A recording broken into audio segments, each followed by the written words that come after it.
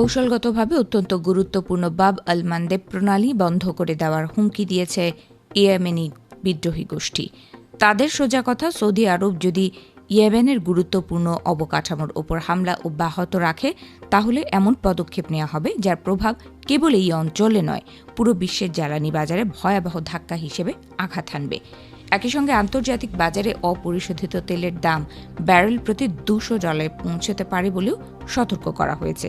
Yemeni বিদ্রোহী গোষ্ঠীর রাজনৈতিক ব্যুরোর সদস্য মোহাম্মদ আল ফারা সোমবার এক বিবৃতিতে বলেন, বর্তমান পরিস্থিতি আরও অবনতির দিকে গেলে বাব আল মান্দেব প্রণালী এবং হরমুজ প্রণালী সমন্বিতভাবে বন্ধ করে দেওয়ার মতো পরিস্থিতি তৈরি হতে পারে। তার ভাষ্য, এমন পরিস্থিতিতে বিশ্বব্যাপী তেলের সরবরাহ মারাত্মকভাবে ব্যাহত হবে এবং বাজারে নজিরবিহীন অস্থিরতা সৃষ্টি হবে।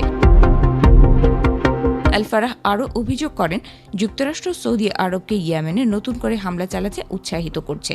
তবে তিনি দাবি করেছেন এমন পদক্ষেপ শেষ পর্যন্ত ওয়াশিংটনের নিজের স্বার্থেরও পরিপন্থী হবে। তার মতে ইয়েমেনের বিরুদ্ধে যে কোনো নতুন সামরিক অভিযান পুরো অঞ্চলের নিরাপত্তা পরিস্থিতিকে আরও জটিল করে তুলতে পারে। তিনি হুঁশিয়ারি দিয়ে বলেন, সৌদি আরব বা তাদের মিত্রবাহিনী যদি ইয়েমেনের বিরুদ্ধে প্রকাশ্য আগ্রাসন চালায় তাহলে ইয়েমেনি বাহিনীর জবাব হবে কঠোর। এমনকি সৌদি আরবের অভ্যন্তরের গুরুত্বপূর্ণ লক্ষ্যবস্তুতেও হামলা চালানো হতে পারে বলে ইঙ্গিত দেন তিনি। বিশ্ববাজারের অন্যতম গুরুত্বপূর্ণ সামুদ্রিক পথ বাব আল মান্দেব প্রণালী লোহিত সাগরকে এডেন উপসাগরের সঙ্গে যুক্ত করেছে।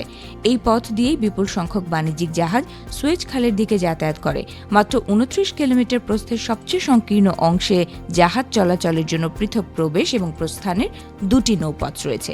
ফলে এই প্রণালীতে যে কোনো ধরনের অচলাবস্থা বৈশ্বিক সরবরাহ ব্যবস্থা এবং জ্বালানি পরিবহনে বড় ধরনের সংকট সৃষ্টি করতে পারে।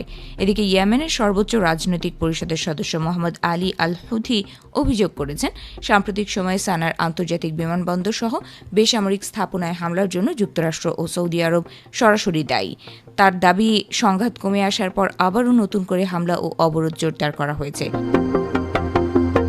আলী আল হুথির ভাষ্য, সানা বিমানবন্দরে সৌদি হামলা আন্তর্জাতিক মানবিক আইনের সুস্পষ্ট লঙ্ঘন।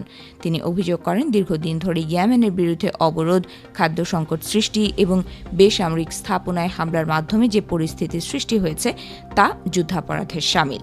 অন্যদিকে ইয়েমেনি বিদ্রোহী গোষ্ঠীর রাজনৈতিক ব্যুরোর আরেক সদস্য আলী আল কাহুমও সৌদি আরবের বিরুদ্ধে কড়া সতর্কবার্তা দিয়েছেন। তিনি বলেন, সানা বিমানবন্দর ও অন্যান্য বেসামরিক অবকাঠামোতে হামলার জবাব খুব শিগগিরই দেওয়া হবে। একই সঙ্গে তিনি দাবি করেন, ইয়েমেনের ওপর 11 বছর ধরে চলা অবরোধ ভাঙার প্রচেষ্টা অব্যাহত থাকবে এবং ভবিষ্যতে যে কোনো পরিণতির দায় হামলাকারী পক্ষকেই বহন করতে হবে।